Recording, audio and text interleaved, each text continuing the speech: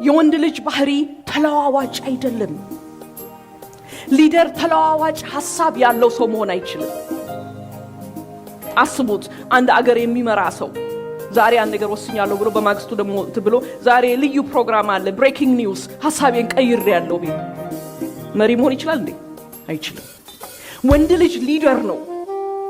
ወንድ ልጅ መሪ ነው። ወንድ ልጅ የቤቱ ሊቀ ካህን ነው። ወንድ ልጅ የቤቱ ራስ ነው። ስለዚህ እግዚአብሔር ወንድ ልጅን ሲሰራው ፋሽን ሲያደርገው የሚለዋወጥ እንደ ሁኔታዎች የሚለዋወጥ አድርጎ አይደለም የሰራው።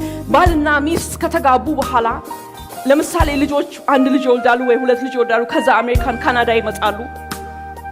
ማን ነው መጀመሪያ ቶሎ አገሩን ለምዶ መንገዱን አውቆ ገበያውን አውቆ ቋንቋውን አውቆ አካሄዱን አለባበሱን የሚያቅማን ነው?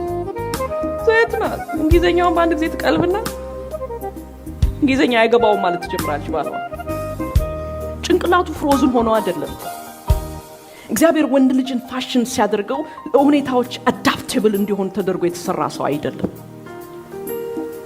እሷ በአንድ ጊዜ አክሰንቷ ይለወጣል እና ካውንስሊንግ ላይ ታዲያ ይገጥሙኛል። ጸጉሩን እንኳን ሄር ስታይሉ እንዲያስተካክል ንገሪልኝ። አስተካክል። ይሄ ነው ኢንጆይ የሚያደርገው። ስለዚህ ብዙ ጊዜ ካውንስሊንግ ላይ ሴቶች ላይ በዚህ ኤሪያ ላይ ተበቅላለሁ። አንቺ አዳፕት እንድታደርጊ ነው የተሰራሽው። እሱ አዳፕት እንዲያደርግ ችሎታ የለውም።